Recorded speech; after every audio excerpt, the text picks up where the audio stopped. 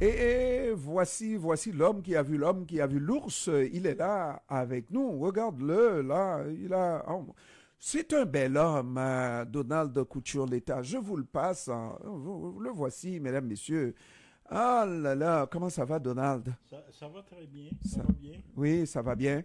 La santé est bonne. La santé est bonne. Et puis, mais si tu veux changer de...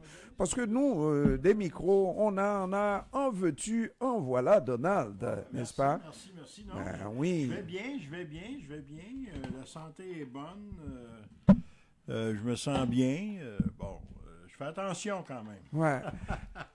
Mais il faut faire attention. On n'a pas le choix. On fait attention. D'autant que nous, on est privilégiés, Donald. On est privilégiés de vivre au-delà de 50 ans et en santé, n'est-ce pas? Parce qu'il y en a tellement. Je ne sais pas si on est privilégié, mais au moins ça fait du bien d'être au-delà de 50 ans. Oui, on est confortable. On sait qu'on regarde l'avenir derrière nous, mais si on peut regarder l'avenir derrière nous en toute quiétude, et puis on n'a pas de petits bobos à droite et à gauche. Non, c'est surtout ça. Alors c'est extraordinaire. Mais je sais que les communistes ne pensent pas qu'il existe un Dieu qui nous protège. Non, c'est ça, non. Bon, mais moi je crois. Je veux croire. Tant mieux pour toi. Je veux croire, Donald. Non, mais c'est correct, ça. Laisse-moi l'occasion de croire. Je suis pas en désaccord avec ça, moi, pas du tout. Tu crois qu'est-ce que tu as besoin pour toi. Absolument. Ça, c'est important, ça. Alors, après tout, c'est ta santé à toi et pas la mienne, n'est-ce pas? Absolument. Voilà. Absolument. Et puis, Madame Couture-L'État se porte bien aussi. Elle va très bien. On est très content parce que quand l'autre moitié ne va pas bien, nous aussi, on est touchés. Non, effectivement. Oui. C'est des gens qui nous guident, mais on a besoin de J'y irai pas là. En tout cas, pour l'instant. On a besoin. Je parle pas de ayatollah, là. Je parle pas de ça, là. Non, je comprends. Mais on a besoin de oui, justement, oui, absolument. Alors, Donald, je viens de parler de cette guerre en Ukraine avec mon professeur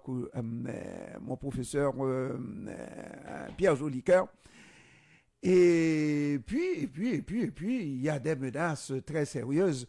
Mais, Donald Couture-L'État, je sais que tu n'aimeras pas ma conclusion.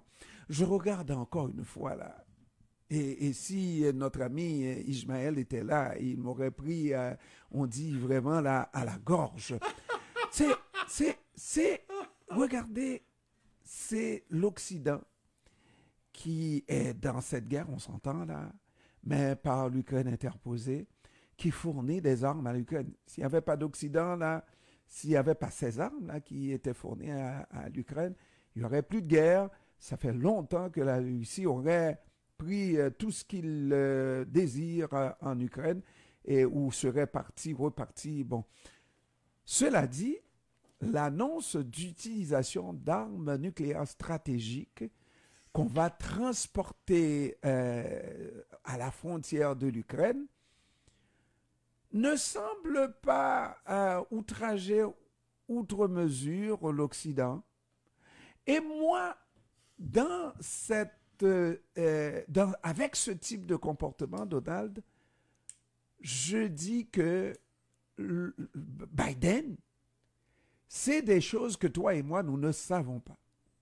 Il sait que ça, c'est la rhétorique guerrière, mais que Poutine n'est pas suffisamment fou, en tout cas pas à ce point-là. Je le souhaite, en tout cas. Pour utiliser des armes stratégiques, ne serait-ce mais nucléaires. Mais la question que doit être posée aussi. Moi, j'étais vraiment surpris, puis j'étais pas tout seul qui était surpris. Même des journalistes américains ont été très, très surpris quand Biden a donné son approbation pour la question des F-16. Oui. Ça, là, ça faisait déjà 3 mois que Biden refusait. Il refusait. Puis moi, j'ai dit, Biden tient le coup. Mais je pense que l'état-major de l'armée américaine et l'admiral qui est en charge de l'OTAN pour les États-Unis, ils l'ont convaincu qu'effectivement, les F-16, ils en avaient besoin, etc., etc. En envoyant les F-16, il faut entraîner les Ukrainiens à les manipuler. C'est quand même des avions de chasse très, très sophistiqués. Puis on sait que la plupart des F-16, ils viennent de où? Ils viennent de l'OTAN. Moi, tout de suite, j'ai entendu l'intervention de président Zelensky qui a dit ouvertement, nous n'irons pas attaquer le sol russe. Je m'en rappelle, je dis, enfin, il y a quelqu'un qui dit un peu correct. Mais il ne faut jamais oublier présentement, c'est ça qui est la confusion qui règne dans cette guerre-là. Le Donbass appartient à qui? Les Russes disent que ça appartient à eux. Puis les Ukrainiens, dont M. Zelensky, le président, dit non, ça appartient à l'Ukraine. Mais internationalement, c'est connu, ça appartient à l'Ukraine.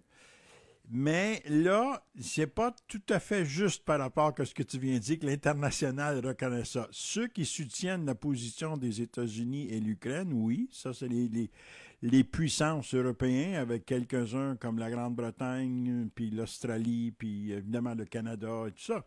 Mais l'ensemble des autres pays... La Chine a dit dans cette guerre qu'il faut respecter l'intégrité territoriale. Les mots sont dits par Pékin. C'est pas pour rien. Ça veut dire que en envahissant l'Ukraine, l'ami russe n'a pas respecté l'intégrité territoriale ukrainienne. Non, il faut dire que le Donbass, ça fait un bout de temps que les Russes sont là. C'est pas parce que c'est à cause de l'évasion, de la guerre elle-même. Là. Mais 2014. C'est même avant. Justement. Non, donc, alors, c'est pour ça qu'il faut regarder tout ça. Fait que ça, pour moi, déjà, ça jette de l'huile sur le feu en partant. Deuxièmement, l'autre côté de la médaille en Russie, il commence à dire qu'il va avancer des armes nucléaires pas loin de la frontière.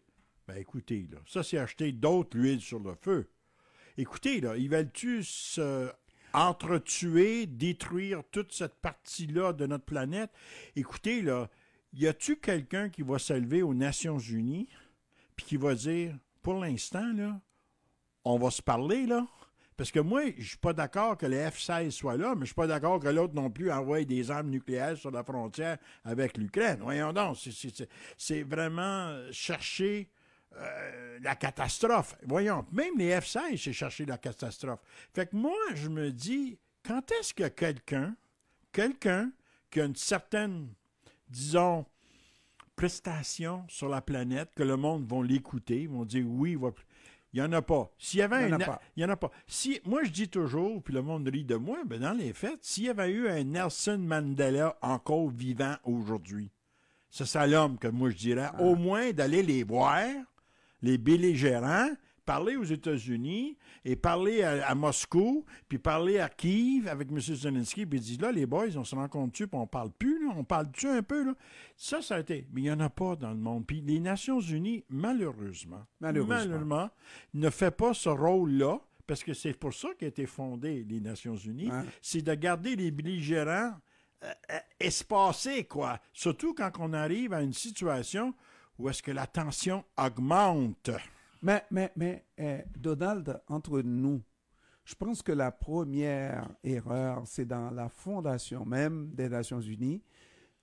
On crée une institution sur la base des plus forts, n'est-ce pas, qui occupent les pouvoirs de décision. Le Conseil de sécurité, c'est qui contrôle ça? C'est les 5 grands, puis ils n'ont qu'à dire le veto, puis ça passe pas. Et puis ça passe pas. Cela dit, ce qu'on devrait avoir, parce que ça, c'est inconcevable que ces puissances nucléaires puissent entrer dans une guerre en utilisant l'arme nucléaire. Mais c'est quoi ça? C'est quoi, justement? Ça n'a pas de maudit bon sens. Absolument. Automatiquement, il n'y a pas d'équilibre dans la guerre que tu mènes. Or, tu diriges, tu es dirigeant. C'est comme quoi. Même Donald, c'est lui qui gagnera cette guerre-là. Ouais. Il est perdant. Mais imaginez, Donald, c'est comme moi, professeur dans une classe, je participe au concours de la classe à l'examen. Mais ça n'a pas d'allure. Ça n'a pas d'allure. Alors, donc, il y a des choses à changer, mais c'est certainement pas par les armes qu'on va parvenir à changer tout ça. Mais c'est quand même intéressant de voir comment les stratégies se font. Comment, par exemple, moi, j'ai un préjugé défavorable à Vladimir Poutine pour avoir débuté cette guerre, mais qu'il étale sur la place publique cette différence au sein même de l'armée qui attaque un autre pays, entre Prigojine et la vraie armée, c'est le groupe Wagner et la vraie armée russe, c'est un véritable problème. C'est malheureux de dire ça, tu as tout à fait raison, parce que moi, quand je regarde le groupe Wagner, je me dis, c'est les mercenaires. On s'entend, là? Hein? Ils sont payés pour faire ce qu'ils font. Puis, il faut mais dire... qui se la ferme. Ben oui, mais c'est pas de même. Écoutez, moi, je m'en rappelle quand il y avait plusieurs, puis probablement tu t'en rappelles aussi, quand il y avait plusieurs groupes mercenaires en Afrique. Il y en avait partout. Puis un disait à l'autre, il contredisait l'autre, puis pendant ce temps-là, il s'entretuait, il tuait l'autre à côté, d'un coup, il changeait. C'était la catastrophe totale. C'est différent. Dans le sens que des groupes qui font leur argent, n'est-ce pas, qui sont payés pour me tuer, bon, qu'ils fassent leur travail. Mais quand vous avez ce groupe-là au sein de votre armée, vous devriez, comme les États-Unis l'ont fait, là, ils l'ont eu, là, des mercenaires. Mais c'était honteux, on n'en parlait presque pas, c'était gênant. Non, mais là, vous avez des gens qui sortent sur la place publique, qui se disent supérieurs à l'armée russe, plus professionnelle et tout ça, là. C'est honteux, c'est gênant. Mais il ne faut pas oublier, hein, quand Wagner s'est proposé à Vladimir Poutine, c'était au moment où est-ce qu'on disait que plusieurs Russes, le peuple russe eux-mêmes, les jeunes surtout, ne voulaient pas s'enrôler à l'armée. Donc, ça veut dire que utiliser des jeunes hommes, et même aujourd'hui des jeunes femmes, de 17, 18, 19, 20 ans pour dire qu'ils allaient remplacer les soldats pendant 6 mois, pendant qu'ils se reposent, puis vous allez faire le travail. Ils n'ont pas voulu, ils ont refusé, puis c'est un problème présentement en Russie, on le sait. C'est peut-être pas une révolte organisée, mais on sent que les gens, ils disent non, je ne veux rien savoir. Et c'est là qu'est rentré en ligne de compte la question du Wagner.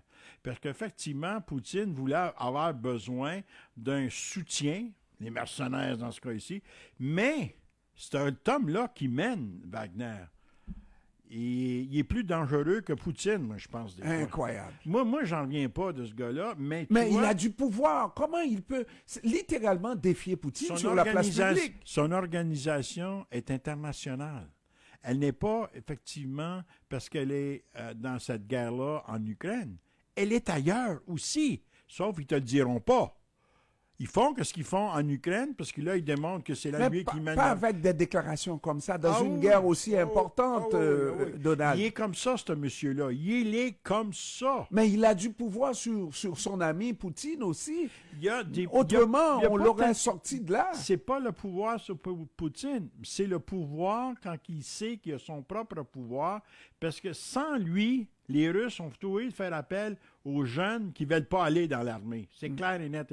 Fait que lui, il dit, j'ai un bâton dans ma main, j'ai effectivement l'épée de Damoclès sur la tête de Vladimir Poutine. Donc, c'est pour ça que... Puis, il a toujours été comme ça. Quand tu recules, moi, j'ai lu quelque chose dans The Guardian Weekly, là, un mois et demi. Puis, il dit, ce gars-là, là, quand il était en Afrique du Sud, là, hein, effectivement, il disait que si c'était rien que de lui, il prendrait le contrôle de l'Afrique du Sud. Comme ça, là. Il est comme ça, il paraît. C'est quelqu'un qui croit qu'il peut faire beaucoup d'argent avec sa gang qui viennent d'un peu partout. C'est des mercenaires de partout. C'est des tueurs. Mais en même temps, il démontre sa force. Puis qui sait s'il ne dirige pas déjà un pays en Afrique, mais ils ne le disent pas à personne. C'est rien que de ça.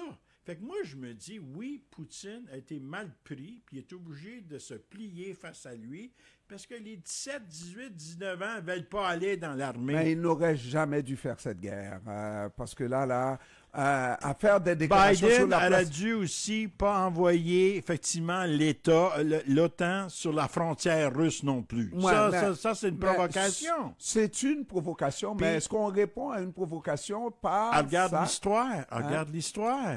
Puis l'histoire récente. On a attaqué, les Américains se sont embarqués dans toute la question de Grozny, hein, la ville de Grozny et la Tchétchénie. Puis qu'est-ce qu'a fait Poutine? Il a envahi. On a dit à M. Poutine, sors de la Géorgie, parce que nous autres, on va se régler ça, sinon ça, c'est les Américains. Tu sais ce qu'il a fait? Il les a envahis. Tu le provoques pour montrer qu'il est encore le grand chef chez eux, puis qu'il est l'omnipuissant chez eux, il provoque, il attaque. Il a fait la même chose au Kazakhstan. Donc, on sait que c'est un homme, aussitôt que tu le provoques un tout petit peu, il s'en vient. Parce que c'est comme ça qu'il démontre qu'il est l'homme de puissance pour le peuple russe. Bon. Et ça coûte combien de vies aux Russes? Ça coûte beaucoup. En Russe, Ukrainien, j'ai vu une photo là, d'une bâtisse, je me suis dit, oh mon Dieu. Incroyable. Mais où est la personne qui peut parler de paix dans ce monde-ci? Il est mort. Mandela est mort. Merci. Le pape peut-être? Je ne sais pas. Mais non. N'importe qui. Il a fait des déclarations, ça n'a pas marché. Alors, tout à l'heure, on recevra Cabaret des idées pour nous dire de quoi sera faite cette émission ce soir. Merci, Donald. Merci, au revoir. Merci. Bye.